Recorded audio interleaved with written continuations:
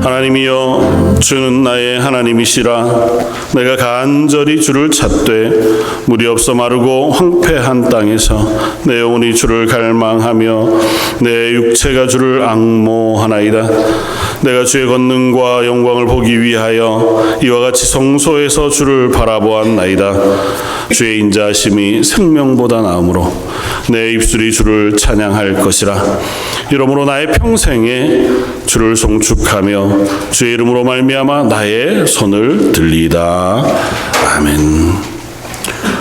하늘에서 이 낮고 낮은 땅에 있는 저희들을 바라보시며 인자한 눈길로 긍휼과 은혜로 덮으시기를 기뻐하시는 하나님, 이 시간도 저희의 연약한 것들 모두 가지고 주님 앞에 나와 예수 그리스도의 십자가 앞에 내려놓고 찬양과 경배를 올려드립니다.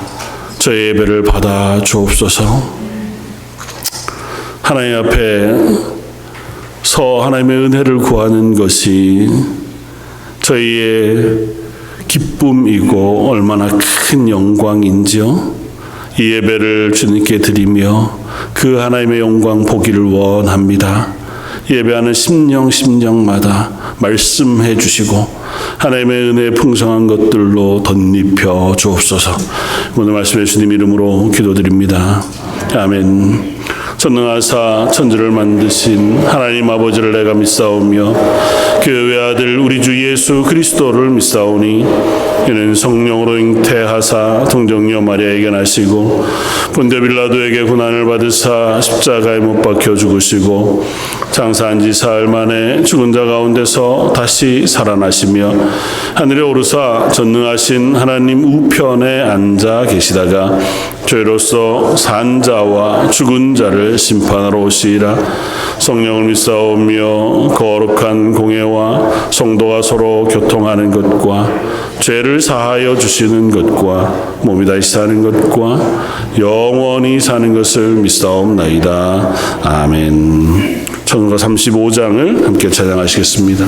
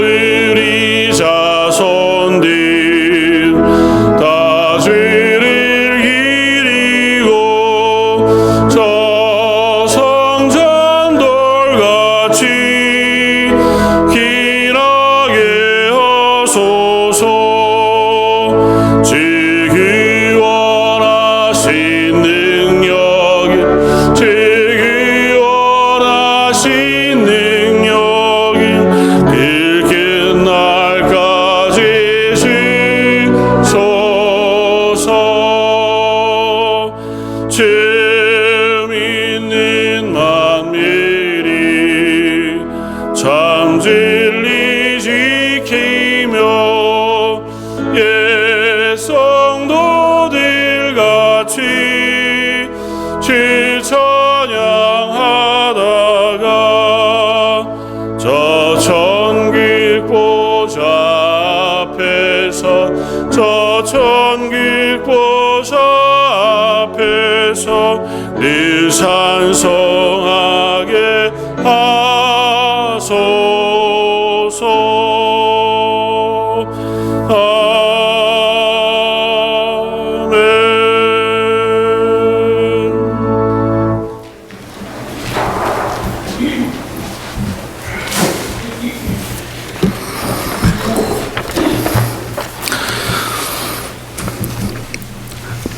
우리의 피난처가 되시며 반석이 되신 하나님을 찬양합니다. 사랑의 하나님, 하나님의 은혜를 생각하며 거룩한 주님의 날 회개와 찬양으로 주님 앞에 나와 고개를 숙입니다. 죄 많은 저희들이지만 주님의 은혜로 한 주를 감사한 마음으로 살았으며 안식일을 맞은 오늘 주님을 찬양하고 예배하기 위해 예배 중에 우리의 기도를 들으사 특별한 은혜를 내려주시기를 기도합니다. 이 시간 우리의 마음을 조용히 하여 하나님 앞에 온전히 나아가오니 전능하신 하나님의 자녀된 우리에게 이 예배를 통하여서 새로이 은혜를 덧입히게 하시고 각 성도들마다 삶 속에서 마주한 어렵고 힘들었던 부분이 주님의 사랑과 위로의 말씀으로 회복되기를 원합니다. 감사로 세우는 하나님의 나라라는 말씀을 붙들고 시작한 2025년도 이제 가을의 문턱 앞에 서 있습니다. 남은 한 해 동안도 감사하는 마음이 런던 제일장로교회 모든 성도들과 그 가정에 충만하게 하시고 각 성도들의 가정에서부터 시작된 감사와 소망이 우리가 만나는 이웃들에게도 온전히 전해지기를 기도합니다.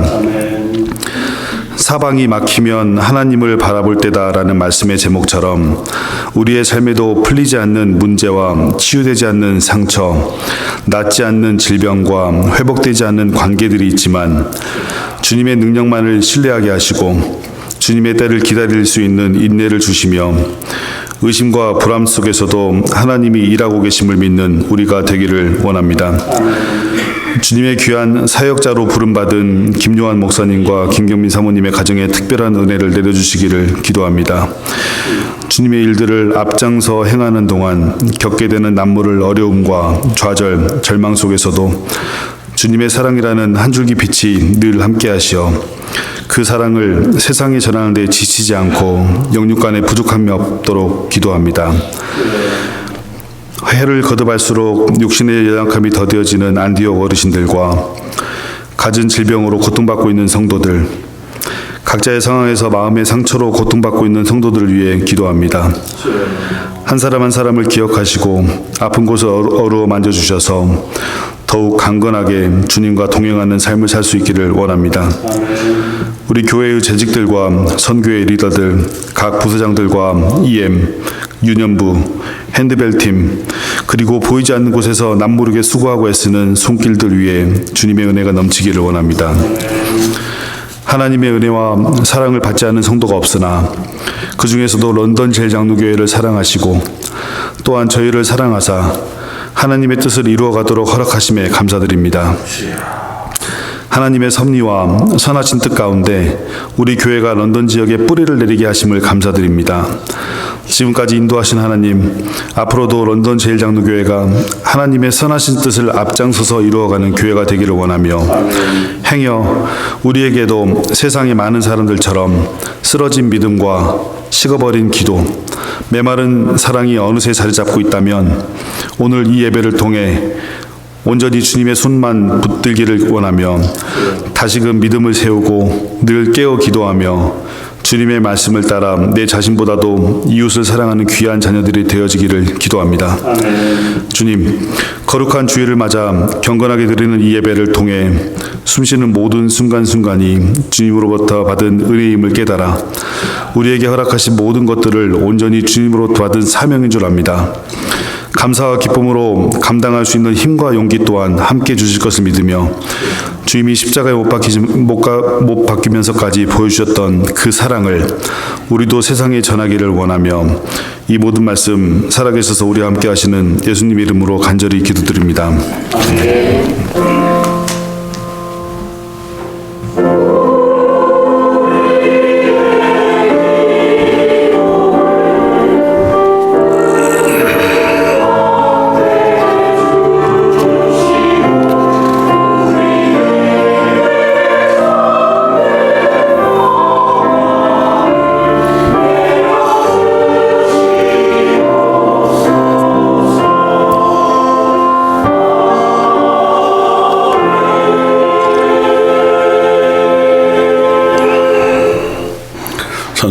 280장을 함께 찬양하시겠습니다.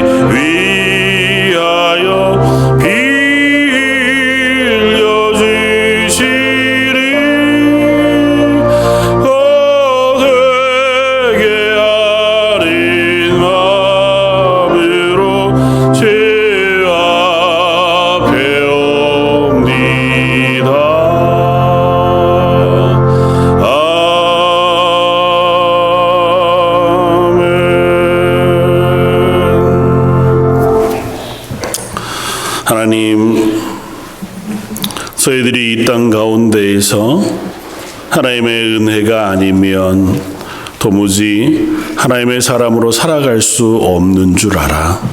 이 시간 그 하나님을 향하여 두 손 들고 찬양하며 예배의 자리에 서오니 저 예배를 받아 주옵소서. 하나님이 우리의 삶의 모든 것의 주인이신 줄 알기에 이 시간 예배의 자리에 나오며 하나님께 허락하신 것의 일부를 예물로 드립니다. 주정원금으로 10의 1조로 각종 감사의 제목을 담아 감사 예물로, 또 선교지를 향하여 기도하며 은혜를 구하는 마음으로 드리는 선교 예물을 받아주시길 원합니다. 저의 삶 속에 매 순간 감사할 것들을 허락하셨지만 저희들이 감사하지 못했던 많은 것들, 이 시간 하나의 변화와 예배하며 모두 다 드릴 수 있게 해주시고 저희 입술에 저희의 삶에 더 크고 놀라운 은혜와 감사가 넘쳐나는 성도들의 삶 되게 하여 주옵소서. 감사를 담아드리는 찬양을 받아주시기를 원합니다. 하나님을 향하여 찬양을 준비하며 그 가사마다 곡조마다 마음을 함께 드리는 우리 성가대원들과 온 찬양팀들, 그리고 한 마음으로 하나의 변화가는 모든 성도들의 찬양을 받아주시고 그들의 삶의 모든 순간에 더 크고 놀라운 찬양으로, 은혜로, 복으로 채워주시기를 원합니다. 하여 저희 런던 제일장로교회 성도들의 삶이 있는 모든 곳에서 하나님을 높이고 하나님을 예배하며 하나님을 드러내는 하나님의 귀한 성도들 되게 하여 주옵소서. 예배를 위하여 수고한 모든 손길을 다 받아주시기를 원하오며 오늘 말씀 예수님 이름으로 기도드립니다. 아멘.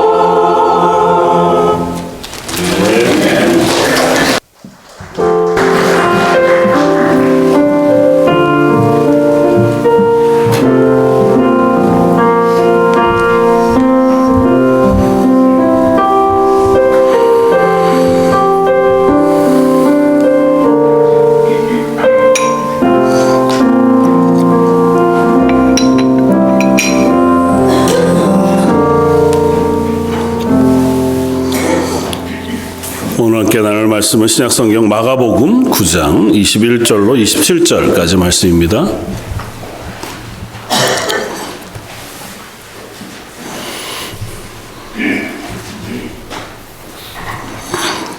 신약성경 마가복음 9장 21절로 27절까지.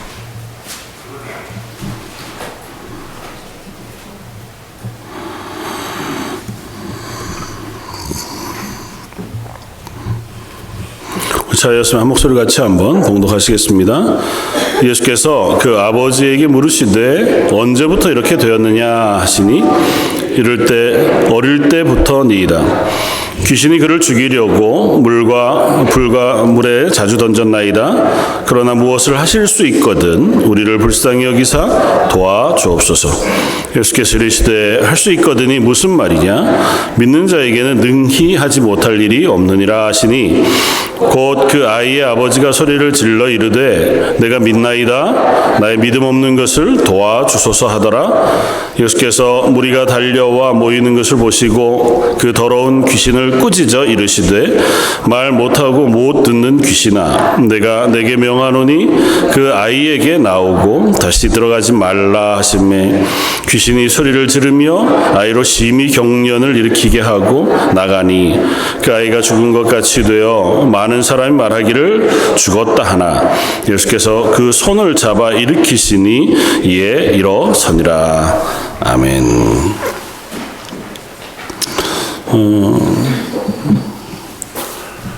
오늘 성가대 찬양 내용도 그렇고 오늘 말씀 내용도 그렇고 우리가 하나님 앞에서 하나님을 바라보는 것이라고 하는 그 고백이 오늘 예배 가운데 있었으면 좋겠습니다.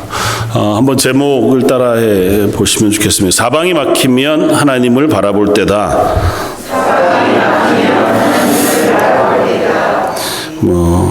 사방이 안 막혀도 하나님 바라볼 때죠. 그렇긴 하지만 저희가 어리석어서 사방이 막혀야 그래야 더 이상 바라볼 데가 없어야 그제서 마지막으로 하늘을 바라보게 되거나 아니면 땅을 바라보면서 자포자기하게 되거나 둘 중에 하나를 선택하는 것 같아 보이긴 합니다. 성가대 찬양과 비슷한 찬양이 하나 있는데요. 언젠가도 소개한 적이 있었지만 돈모엔이라고 하는 작곡가가 지은 찬양 중에 나의 가는 길이라고 하는 찬양이 있습니다. God will make a way라고 하는 찬양인데요. 하나님께서 길을 내신다고 하는 찬양이고 이사야 43장 19절 말씀을 통해서 이 말씀을 중심으로 찬양을 준비해 만든 노래인데요. 나의 가는 길 주님 인도하시네. 그는 보이지 않아도 날 위해 일하시네. 주 나의 인도자 항상 함께 하시네. 사랑과 임 베푸시면서 인도하시네. 광야에 길을 만드시고 날 인도해 사막의 강 만드신 것 보라. 하늘과 땅 변해도 주의 말씀 영원히 내 삶 속에 새 일을 행하리. 돈모엔이라는 찬양 사역자가 어느 날 한 통의 편지 전화를 받습니다.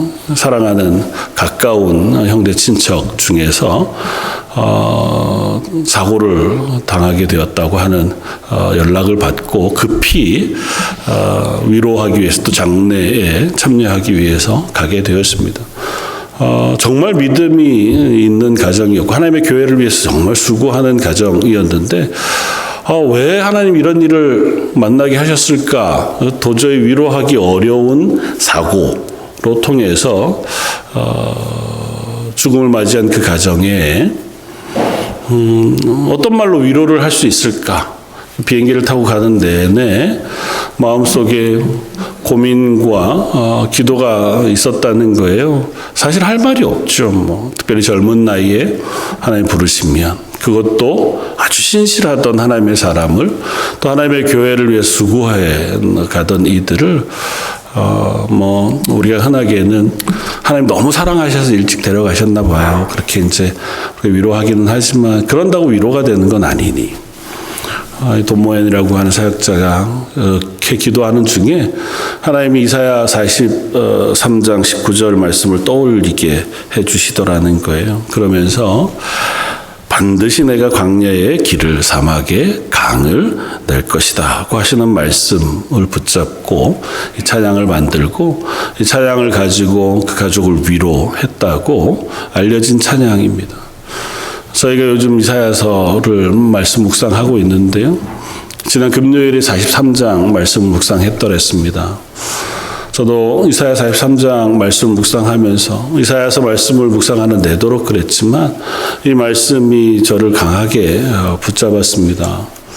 하나님은 내가 광야에 길을 낼 것이다. 그리고 사막에 강을 낼 것이다고 하시는 말씀이 계속해서 마음에 남았고 그것들을 붙들고 묵상하면서 말씀을 함께 준비하는 중에 이 말씀을 준비하게 되었습니다.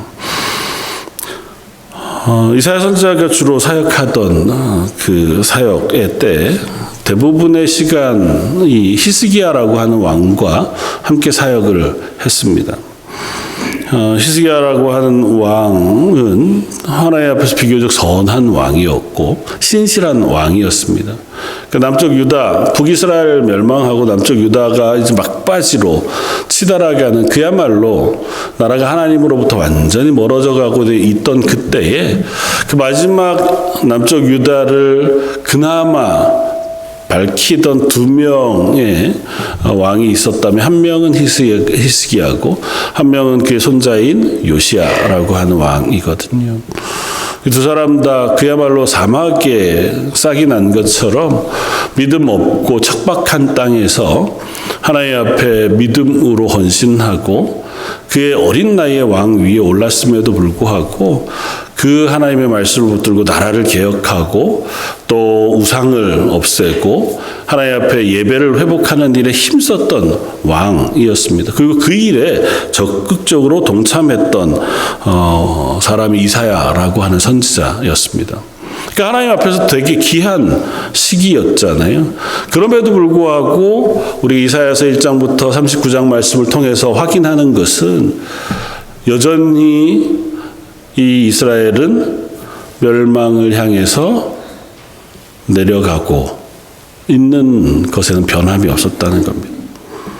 하나님 회복하시고 그 회복이 온 나라를 하나님 앞에 다시 세워질 것 같은 기대를 할 만한 시기였으나 그렇지 않았습니다.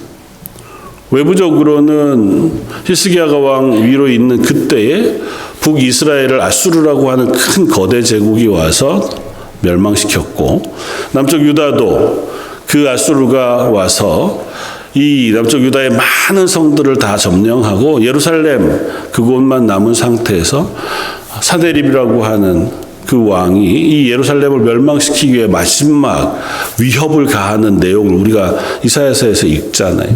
그러니까 이게 무슨 일입니까? 거기다가 내부적으로는 하나님이 살아계시다고 하는 고백과 선포가 있음에도 불구하고 백성들은 하나님께로 돌아오지 않습니다. 왕은 종교를 개혁하고 예배를 회복하는 데 힘쓰지만 여전히 백성들의 마음은 둘로 나뉘어 있어요. 하나님을 향해 예배도 하지만 여전히 우상도 섬깁니다. 다른 것 의지할 것들을 찾아요. 이사야서를 보면 계속해서 우상에 대한 경고의 말씀을 하세요. 그러면서 얼마나 직접적으로 얘기하시는지 여러 번 우리가 나누었잖아요. 야, 니네 손으로 나무를 깎고 니네 손으로 그 나무를 땅바닥에다 못 박아서 세우고 지 혼자 서 있을 수 없어서 니들이 못 박아서 세우고 니들이 깎아놓은 나무에다가 절하면서 그 나무가 너희의 기도를 들어줄 거라고 믿니? 라고 하나님 분명히 말씀하시거든요. 그 우상을 여전히 섬겼습니다. 하나님 그런 이스라엘이 이 히스기야와 요시야의 회복에도 불구하고 결국 멸망하고 말 거라고 말씀하세요. 그 말씀을 전하신 하나님께서 이사야 선지자를 통해서 43장에 말씀하십니다. 내가 광야에 길을 낼 것이다. 사막에 강을 낼 것이다. 왜 이 말씀을 하실까요? 예, 그래도 소망을 가지렴. 내가 언젠간 이렇게 할 거야. 그 말씀을 하시는 것 같아 보이지 않더라고요. 여러분 그 말씀 묵상하시면서 어떤 마음을 가지셨습니까? 저는 하나님의 마음, 하나님의 말씀에 그 하나님을 보게 됩니다. 하나님 그렇게 말씀하시는 것 같아요. 너 길 안 보이지? 니네가 하는 일이 어쩌면 당연할지 몰라요. 약소국이잖아요. 이스라엘은 북쪽에는 아수르, 바벨론, 메대와 파사라고 하는 거대 제국이 연이어서 일어납니다. 그리고 그 제국들이 남쪽으로 나라의 국경을 확장해 가요. 그 와중에 북이스라엘, 암몬, 모압, 숱한 나라들이 멸망해 갑니다. 남쪽에는 이집트라고 하는 거대 나라가 이 북쪽에 있는 바벨론 혹은 아수르라고 한 세력을 저지하기 위해서 군대를 파견합니다. 그 중간에 껴있는 게 이스라엘이에요. 이스라엘이 할 수 있는 게 뭐가 있겠습니까? 강대국 사이에 껴있으면 외교를 잘 해야죠. 뭐 줄타기 잘하는 수밖에 없잖아요. 힘 있는 편, 우리 편 이렇게 해서 저쪽도 마음을 거스르지 않되 저쪽의 마음도 얻어서 중간에 어떻게든 생명을 유지하는 그게 약소국가의 어쩔 수 없는 형편이잖아요. 이스라엘이 그런 상태에 있다고요. 그러니까 이집트에게 조공을 바쳤다가 아수르에게 조공을 바쳤다가 또 다시 이집트에게 갔다가 바벨론에게 갔다가 그러다가 뭘 원하냐면 그 길 속에서 우리를 안전하게 찾을 길들을 열심히 찾는 거예요. 그 중에 하나가 뭐였냐면 우상을 섬기는 거였습니다. 그 나라와 친하게 지내면서 그 나라 신들, 그 나라 우상을 가져다가 우리도 그 우상을 섬기면서 그 나라의 도움을 받고자 하는 거예요. 그 힘이 조금이라도 우리에게 도움이 될까 싶은 마음을 갖는 거죠. 100번 양보해서 이해할 만하다고 쳐도 하나님 그들에게 말씀합니다. 그것들이 너를 도울 수 있느냐고 물으시는 거예요. 그러면서 너희가 선 자리가 결국은 사막 같지라고 말씀하시는 거예요. 길을 어디로 가야 할지 알지 못하겠니? 도저히 사막에서 물을 얻을 수 없어서 목마르고 답답하니 그 일을 내가 하마 라고 말씀하시는 거예요. 길들이 안 보이는 그곳에 하나님이 내가 길을 낼 것이다 하고 말씀하세요. 나를 바라보아라. 내게 부르짖어라. 너희의 눈을 내게 두었으면 좋겠다고 말씀하시는 거예요. 내가 사막에 길을 내고 사막에 강을 내고 이 광야가 길이 되게 하는 능력의 하나님이시라고 하는 사실을 선포하시는 거예요. 그 하나님을 바라보라고요, 제발. 이 말씀을 증거하고 있는 그때에도 여전히 이스라엘은 그 하나님을 바라보지 않습니다. 심지어 하나님은 그 일을 보이셨어요. 히스기야라고 하는 왕이 아수르가 공격해 왔을 때 어쩌면 바로 그 순간에 죽을 병에 걸립니다. 히스기야가 하나님께 간절히 부르짖어요. 하나님께서 히스기야의 생명을 15년 연장시켜 주셨습니다. 그리고 그 증거를 초자연적인 증거를 보이시면서 이 일을 하나님께서 하신 것이라고 하는 사실을 깨닫게 하셨어요. 이런 놀라운 경험이 있는데도 불구하고 여전히 하나님을 바라보지 않습니다. 그때 하나님 말씀하세요. 예, 내가 광야에 길을 낼 것이다. 나는 능치 못할 일이 없는 전능한 하나님이다. 날 좀 보렴. 오늘 본 말씀은 저희가 너무 잘 아는 말씀이에요. 예수님이 변화산이라고 하는 산에 베드로와 요한과 야고보 3명의 제자를 데리시고 올라가세요. 그곳에서 하나님께서 이는 내 사랑하는 아들이니 너희는 그 말을 들을지어다 말씀해 주심으로 예수님이 하나님의 아들 메시아신 것을 하나님의 음성을 통해서 확증시켜 주시는 시간을 갖고 있습니다. 근데 그 밑에 남아있던 제자들은 많은 무리들과 함께 있을 그에게 한 사람이 찾아옵니다. 한 아버지가 병든 아들을 데리고 오는데 이 아들은 마치 귀신 들렸다고 오늘 본문에 표현해요. 그래서 어릴 때부터 자꾸 무리고 부리고 위험에 빠져서 죽을 위협에 놓여진 아들을 데리고 옵니다. 이 아들을 고쳐주기를 원했지만 제자들은 전혀 고칠 수 없었습니다.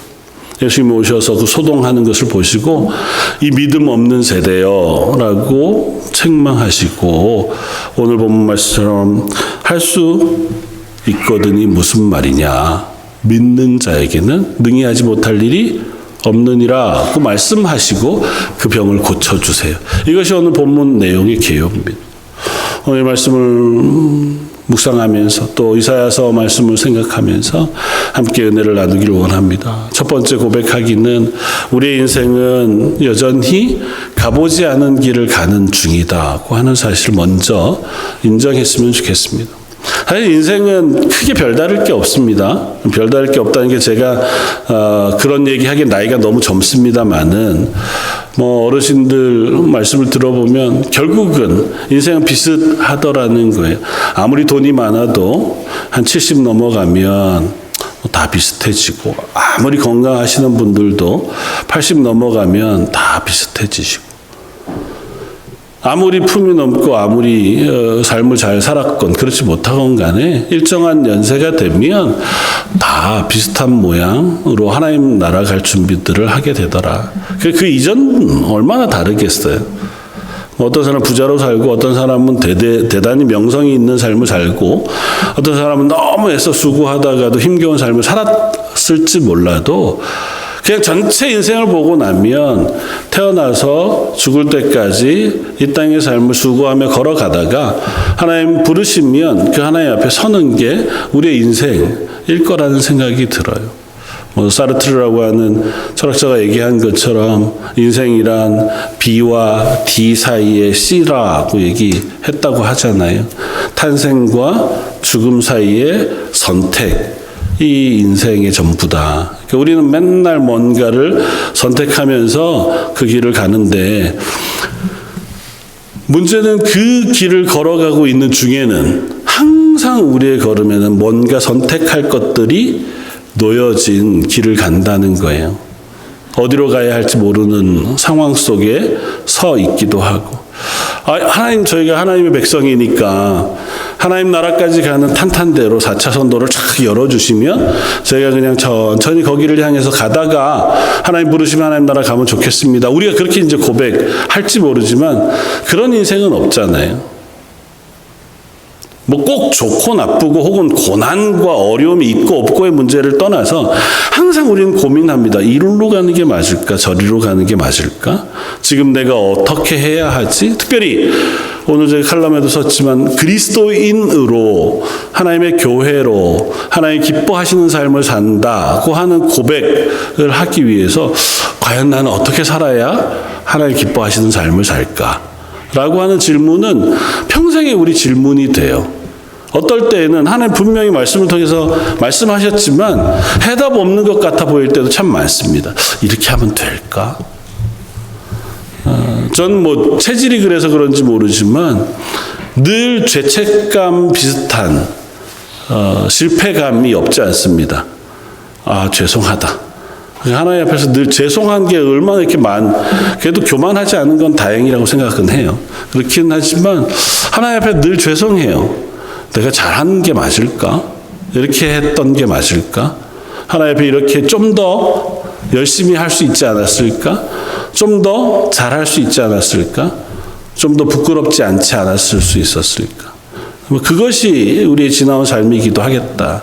근데 그 인생이 크게 차이는 없는 것 같아.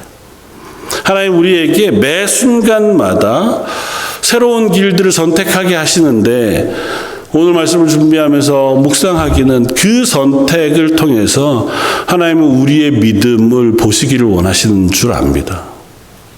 내게 놓여진 길들을 선택하면서 내 믿음을 확인하기를 원하시고, 그렇게 믿음이 자라가게 하시기를 원하시고, 그것들을 통해서 하나님을 믿는 믿음을 증명 혹은 내 속에서 깨달아 알게 하시기를 원하시는 줄 믿습니다.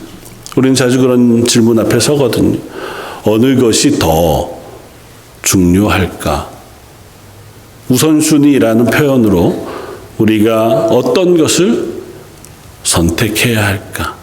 내가 이 순간에 어떻게 하나님 앞에 서야 할까? 라고 하는 질문은 끊임없이 우리에게 반복되어지는 질문일 텐데, 그때마다 하나님 앞에 믿음의 길을 선택하게 해주십시오. 지혜롭게 담대하게 하나님 부르신 길들 걷게 해주십시오. 이렇게 고백할 수 있는 저와 여러분들이 되시기를 주님의 이름으로 축원을 드립니다. 두 번째는 인생의 길은 자주 사방이 막힌 것과 같은 곳을 만나기도 한다는 것입니다. 오늘 본문의 아버지는 아이가 태어날 때 아마 대단히 기대를 갖고 아이를 만났으리라 생각합니다. 오늘 본문에는 그 아이가 귀신 들렸다 그렇게 표현되었습니다. 말 못하고 못 듣는 귀신아, 예수님 그렇게 말씀하셨으니까요. 말씀을 미뤄 짐작해 보건데 이 친구는 아마 태어나면서 말하거나 듣거나 하는데 어려움이 있었던 것 같아요. 그러니까 그가 이리로 가도 저리로 가도 무엇인가 잘 볼 수 없으니 물에도 빠지고 불에도 대고 여기에도 부닥치고 저기에도 부닥치면서 사는데 굉장히 어려움을 겪었던 것 같아 보입니다. 그리고 아마 그가 경련도 있었던 것으로 보아서 때로는 스스로의 몸을 컨트롤할 수 없는 지경에 이르기도 했던 것 같아 보여요. 아버지 입장에서는 이 아이를 어떻게든 낫게 해주고 싶습니다. 어떻게든 정상적인 삶을 살아갈 수 있는 자리까지 옮겨놓고 싶습니다. 아마 많은 의원들을 찾아다녔을 것이고 할 수 있다면 할 수 있는 모든 방법을 동원했을 거예요. 결국은 실패합니다. 오늘 본문에 예수님의 소식을 듣고 예수님에게까지 찾아왔습니다. 소망을 가지고 예수님이 병자들을 고치신다, 귀신 들린 자들을 고치신다고 하는 말씀이 그에게 소망이 됐겠죠. 찾아왔는데 마침 예수님은 계시지 않았습니다. 제자들이 있어서 제자들도 귀신을 내어쫓고 병자를 고쳤다고 하는 이야기가 있었으니 제자들에게 부탁합니다. 이 아이를 좀 고쳐주시오. 근데 결론은 아이를 고치지 못합니다. 아버지의 입장에서 얼마나 큰 낙심이 있었는지 모르겠습니다. 저의 인생에 똑같지는 않지만 때로는 내 힘으로 안 될 때를 만나기도 합니다. 우리의 길을 분명히 가는데 도저히 더 이상은 내가 뭔가를 할 수 없는 것 같은 시간들을 만나기도 합니다. 그게 우리의 능력의 한계이기 때문이기도 하고 혹은 이 세상의 구조적인 문제일 수도 있습니다. 혹은 인생이 어쩔 수 없이 만나는 것들이기 때문일지도 모르겠습니다. 오늘 아멘 일사님 기도해 주셨던 것처럼 그게 때로는 건강의 문제이기도 하잖아요. 그건 내가 내 힘으로 할 수 없는 것일 때가 많습니다. 때로는 재정적인 어려움이 우리를 닥쳐올 때 내가 수고한다고 해서 항상 내가 수고한 거의 결과가 내게 주어지는 것만은 아니잖아요. 자녀 문제는 더 어렵습니다. 우리 자녀를 믿음으로 잘 양육하고 싶은 마음에 우리가 애써 수고해 보지만 그러나 내 뜻대로 안 될 때가 얼마나 더 많은지요. 그때마다 우리는 마치 벽 앞에 선 것 같은 느낌을 가질 때가 있습니다. 그때에 예수님을 만납니다. 예수님이 찾아오셔서 그에게 말씀합니다. 믿음이 없는 세대여, 내가 얼마나 너희와 함께 있으며 얼마나 너희에게 참으리요. 그를 내게 데려오너라. 어쩌면 책망 같지만 그러나 그것이 어쩌면 우리 인생의 표현, 인생을 향한 가장 분명한 표현이 아마 이것인지 모르겠습니다. 예수님 말씀하신 것처럼 내가 다시 올 때 너희 중에서 믿음을 보겠느냐고 말씀하셨던 것과 더불어 우리는 믿음이 없는 세대라고 하는 특징을 가진 존재들인지 몰라요. 하나님은 알지만 그러나 정작 눈도 감기고 기도 막힌 채로 때로는 그게 불인지 그게 물인지 알지 못하면서 이리로 저리로 애써 수고하며 살아가는 것이 인간의 본질적인 모양인지 모르겠습니다. 그런 자리에 예수님이 오신다는 거죠. 사실 성경은 여러 곳에서 창세기로부터 계시록까지 우리 인생에 닥쳐진 그런 문제들을 만난 사람들의 이야기를 끊임없이 들려줍니다. 사실은 인생이 그런 거니까요. 아브라함은 믿음의 사람이잖아요. 그는 하나님으로부터 부르심을 받고 믿음으로 본토 친척 아비 집을 떠나 갈 바를 알지 못하고 하나님 부르심을 따라 갔다고 히브리서 11장이 쓰고 있으니 얼마나 대단한 믿음의 사람이었습니까?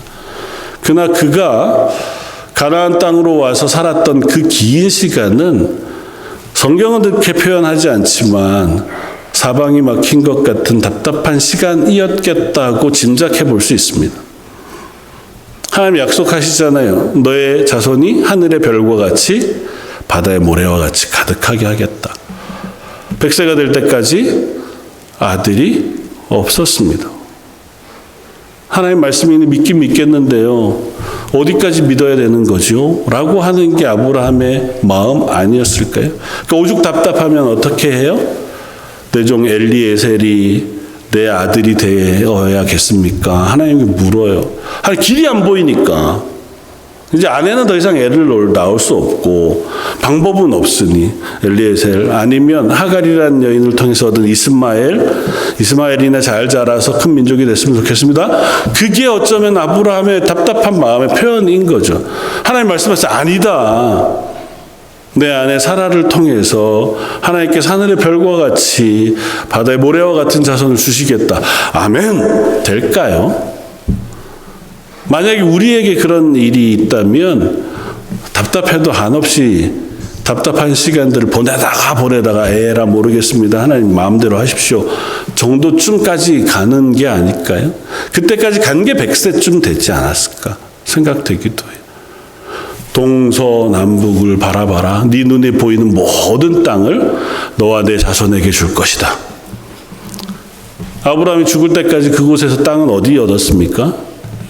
마물의 상수리 숲, 장래 치를 땅, 무덤터만큼 딱 돈 주고 샀어요.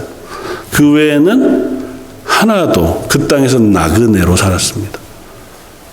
하나님 약속하셨는데 도대체 뭐 근거를 주셔야죠. 그래야 믿음으로 이렇게 되잖아요. 아니, 믿을 게 없는 상황을 만들어 놓으시고 믿음으로 살라니 저를 뭘 어떻게 하라는 겁니까? 아브라함만 그랬나요? 야곱은 안 그랬습니까? 다윗은 안 그랬습니까? 머리에 기름 부어 이스라엘의 왕으로 삼으신 이후에 16년 그는 사울을 피해서 광야를 유리했습니다. 요즘보다 훨씬 더해요. 노숙자 정도쯤이 아니에요. 그 기간이 하루 이틀 10년이 아니에요. 그보다 더 긴 시간을 어린 나이에 다윗이 그렇게 살아야 했습니다. 기름 부은 건 벌써 옛날 일이잖아요. 엘리야 때는 안 그랬습니까? 엘리야는 갈멜살에서 바알 선지자와 아세라를 섬긴 선지자들과 싸워 이겨 그들을 다 죽일 만큼 담대한 사람이었습니다. 근데 엘리야의 고백을 들어보면 이렇습니다. 하나님, 저만 빼고 하나님의 선지자 모두가 죽었습니다. 엘리야가 그토록 하나님 앞에 신실하게 그리고 이적을 행하며 하나님의 살아계심을 선포하는 그 순간에 남아있는 인원이 하나도 없었어요. 오히려 힘은 아합과 이세벨이 훨씬 세요.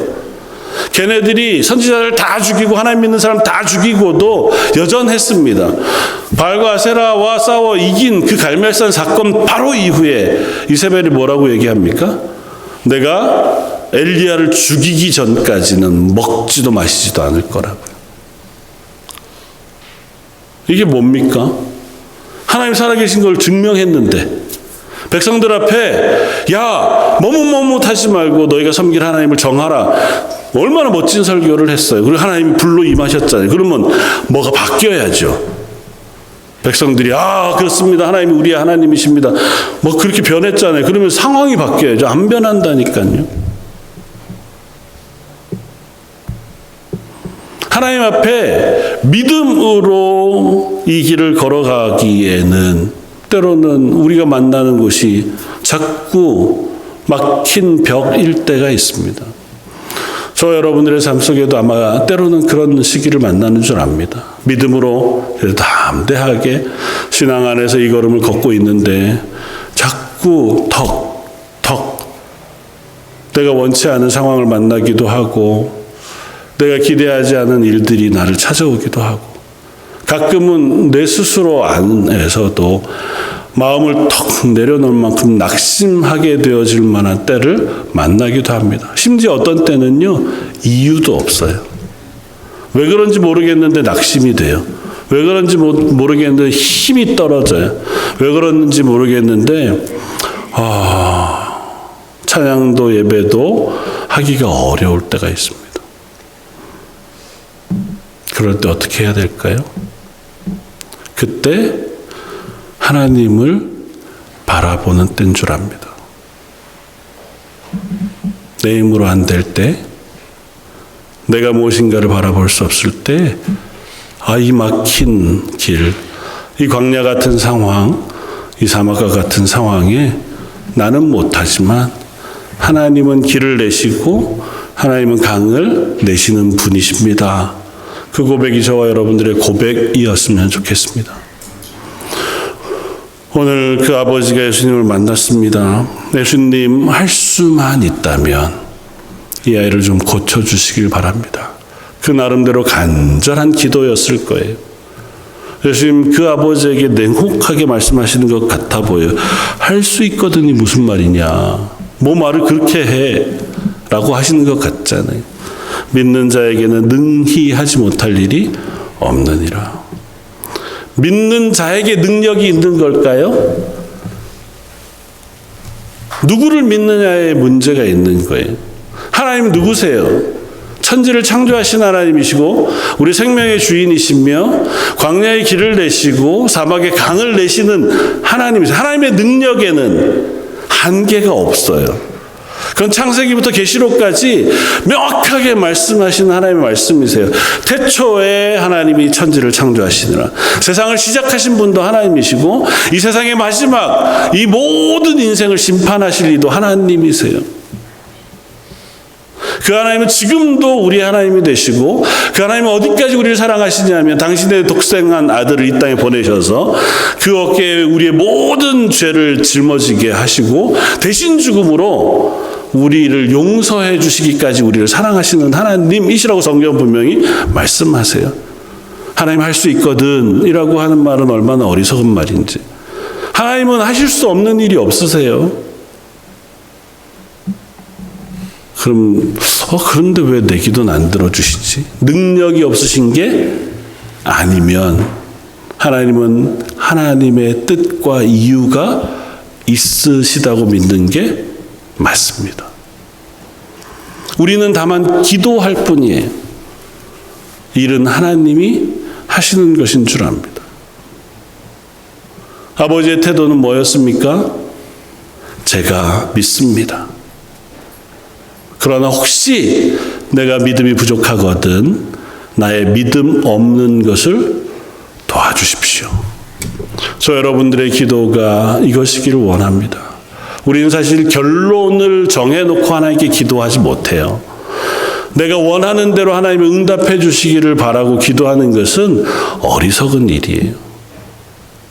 그러나 하나님은 그 어리석음조차도 아시는 하나님이신 줄 믿습니다. 이 이야기의 끝이 이렇게 끝이 납니다. 아이를 일으켜 세운 이후에 떠나가셔서 제자들과 어떤 집에 들어가시니 28절 제자들이 조용히 묻자오되 우리는 어찌하여 등이 그 귀신을 쫓아내지 못하였습니까? 이르시되 기도 외에는 다른 것으로는 이런 종류가 나갈 수 없느니라 하시니라. 기도하면 다 된다? 아니요, 그게 아니고요. 기도라고 하는 것의 의미를 알려주시는 거예요. 기도는 하나님을 의지하는 겁니다. 하나님께 맡기는 거예요. 하나님, 우리의 상황을 바라봐 주십시오. 저는 여전히 연약하고 제가 할 수 있는 일은 이제는 없는 것 같습니다. 하나님이 일하실 때고 하나님의 능력 가운데 이 일을 행하실 줄 믿습니다.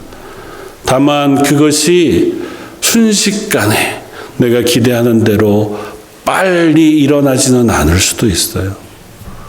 이 아이가 태어나서 지금까지 고통을 당했던 것처럼 이스라엘이 결국은 멸망을 통과해 바벨론 포로에 70년을 보내야 했던 것처럼 저 여러분들의 인생 가운데도 매 순간순간 믿음을 물으시는 하나님께서 그때마다 하나님을 향하여 기도하게 하시되 그 기도가 때로는 길어질 수도 있을지 모르겠습니다. 그러나 분명한 것은 하나님 우리의 기도를 들으시는 분이신 줄 믿습니다. 사방의 길이 막힐 때에 비로소 하늘을 향하여 두 눈을 들고 하나님 이제는 저는 항복입니다 라고 고백하는 그 고백이 하나님을 온전히 의뢰하는 우리의 고백이 될 때가 참 많습니다. 그제서야 나는 이제 할 게 없습니다. 우리가 불렀던 찬양처럼 천부여 의지 없어서 내가 더 이상은 의지할 게 없어서 하나님 앞에 두 손 들고 나아갑니다. 간절함의 문제도 아니고요. 시간의 문제도 아닌 줄 압니다. 그 하나님을 바라보느냐의 문제인 것 같아요. 나의 믿음 없음까지도 붙들고 하나님을 바라보면서 하나님 저희를 긍휼히 여겨주십시오. 저희의 문제의 주인이 되어 주십시오. 하나님 저희가 어디로 가야 할지 알 바를 모를 때에 하나님께서 이 길을 인도해 주시고 열어주십시오. 저 여러분들이 이 땅을 그리스도인으로 살아가면서 이 고백을 놓치지 않을 수 있으면 좋겠습니다. 특별히 기도하는 일이 저 여러분들에게 하나님의 능력과 은혜를 빌어 이 땅 가운데 이 삶을 살아가는 힘이 되기를 바랍니다.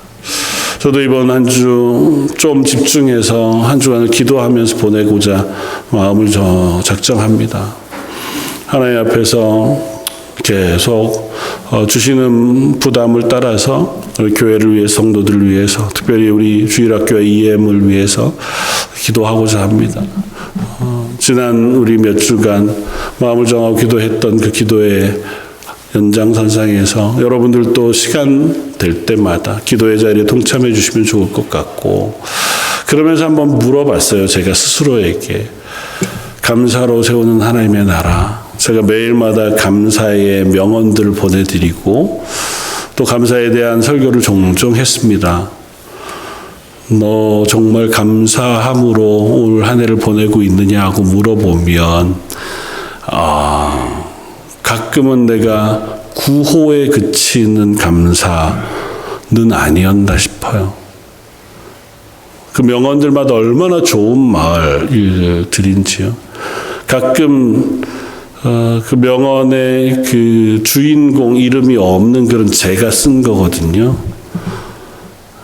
우리가 써보아도 감사에 대한 고백을 할 게 너무 많아요. 그리고 그게 얼마나 귀한 일인지도 압니다. 문제는 나 마음속에 그 감사의 고백이 하나님께 올려드려지거나 이웃에게 나눠지는 것은 또 다른 문제더라고요. 우리의 진심이라고 하는 게 뭐 얼마나 확인되겠습니까만은 그러나 적어도 쉬지 않고 내가 이 걸음을 걷는 것만큼 우리의 고백을 드러낼 수 있는 방법은 없는 줄 압니다. 이번 한 주 입술을 열어서 감사할 수 있었으면 좋겠습니다. 하나님께 하나님 제게 오늘도 삶을 살아갈 수 있게 해주셔서 감사합니다. 여전하게 믿음을 지킬 수 있게 해주셔서 감사합니다. 내게 여전히 가정을 허락해 주시고 내 사랑하는 아내, 남편, 자녀와 부모님 앞에 살아갈 수 있게 해주셔서 감사합니다. 내가 연약한 것들은 하나님 앞에 내려놓고 그렇지 않고 주신 것은 감사하면서 이번 일주일을 지나갈 수 있는 저와 여러분들 되시기를 주님의 이름으로 부탁을 드립니다. 한번 같이 기도하겠습니다. 하나님, 어쩌면 사방이 막혀야만 하나님을 바라보는 것이 저희의 어리석임인지 모르겠습니다.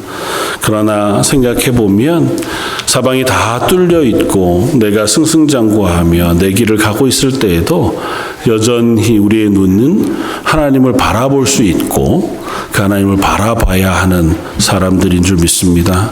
저희 런던 제일장로 계속한 모든 성도들 이번 한 주 하나님